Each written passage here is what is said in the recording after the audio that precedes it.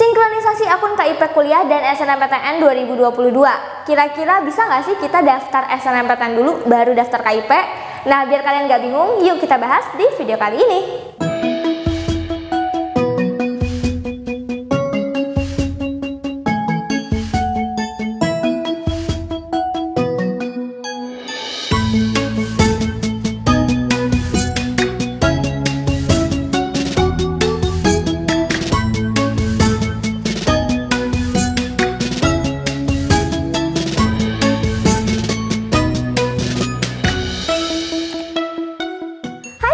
Balik lagi di GP Media Channel. Siapa nih dari kalian yang mau ikutan KIP kuliah? Nah, beasiswa yang satu ini udah mulai dibuka dari bulan Februari awal kemarin ya, sesuai dengan dimulainya juga seleksi penerimaan mahasiswa baru.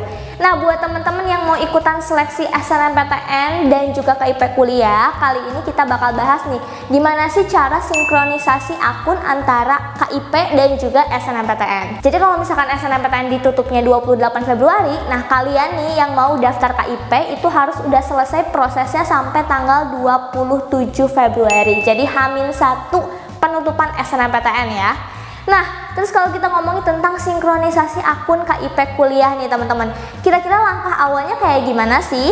Buat teman-teman yang belum tahu nih ya, atau mungkin baru mau daftar sekarang nih di KIP, jadi nanti teman-teman harus buat dulu akun KIP-nya ya, diregistrasi ulang dulu, terus abis gitu disinkronisasi dengan akun LTMPT yang udah teman-teman buat ya. Jadi kan kemarin kita udah sempat bikin dulu kan akun LTMPT di bulan Januari tuh ya. Terus teman-teman nanti sinkronisasi deh akun KIP dengan LTMPT. Biasanya sinkronisasi ini butuh waktu 2-5 hari teman-teman ya. Jadi kalau misalkan teman-teman daftar itu nggak bisa langsung tersinkron, kecuali kalau emang lagi bagus servernya ya. Karena kan dari kemarin servernya lumayan down, jadi butuh waktu yang lumayan lama gitu untuk sinkronisasi LTMPT. Nah, sinkronisasi itu kayak gimana sih?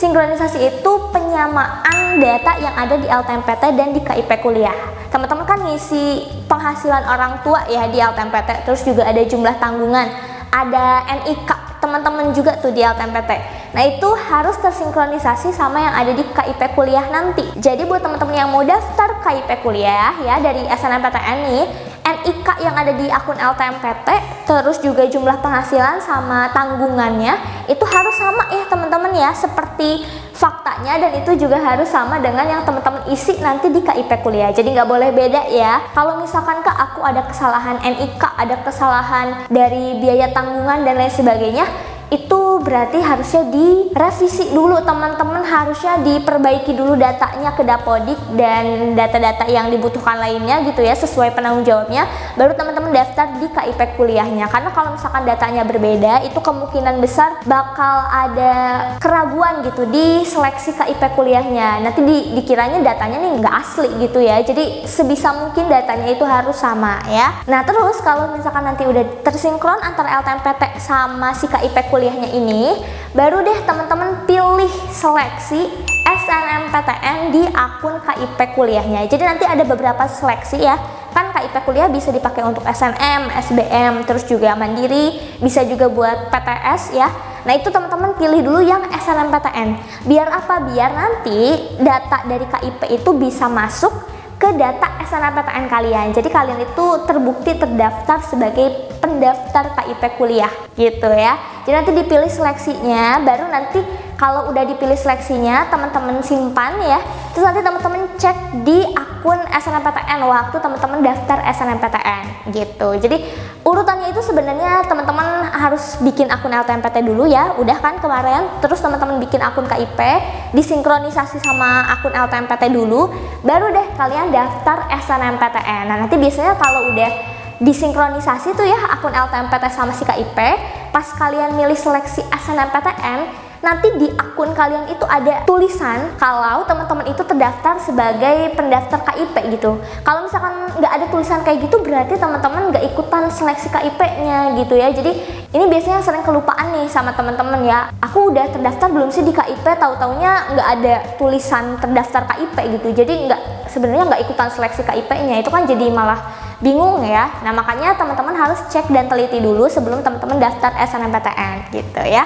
Terus kemarin banyak banget pertanyaan, Kak, kalau misalkan kita udah terlanjur simpan permanen SNMPTN-nya dulu nih ya, tapi kita belum daftar KIP, terus kita mau daftar KIP, itu bisa atau enggak ya?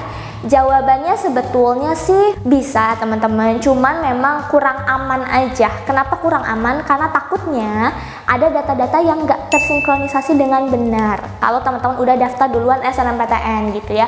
Karena takutnya nih, kayak tadi nih misalnya teman-teman udah daftar SNMPTN, udah simpan permanen, terus daftar nih KIP kuliah gitu kan, ternyata ada data yang salah, tapi ini udah disimpan permanen, atau misalkan ternyata pas kita sinkronisasi tuh nggak bisa masuk dan lain sebagainya gitu ya, akhirnya jadinya nggak bisa daftar KIP kuliah.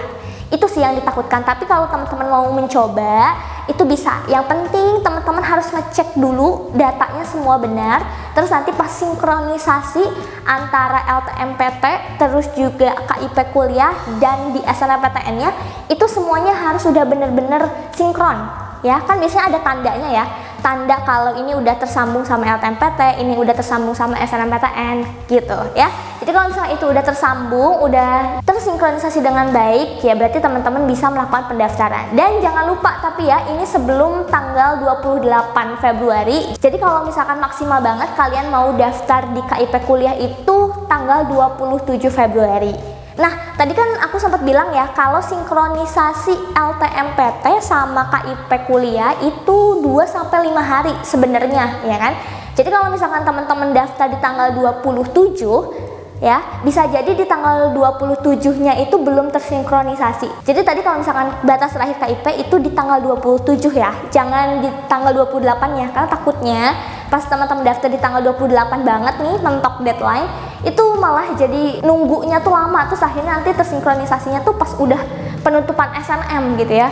Jadi itu nggak bisa lagi dipakai KIP kuliahnya, oke? Nah gitu ya teman-teman ya, itu informasi seputar pendaftaran KIP kuliah dan juga sinkronisasi antara LTMPT, KIP dan juga SNMPTN. So itu aja untuk video kali ini, semoga bermanfaat and see you in the next video. Dah!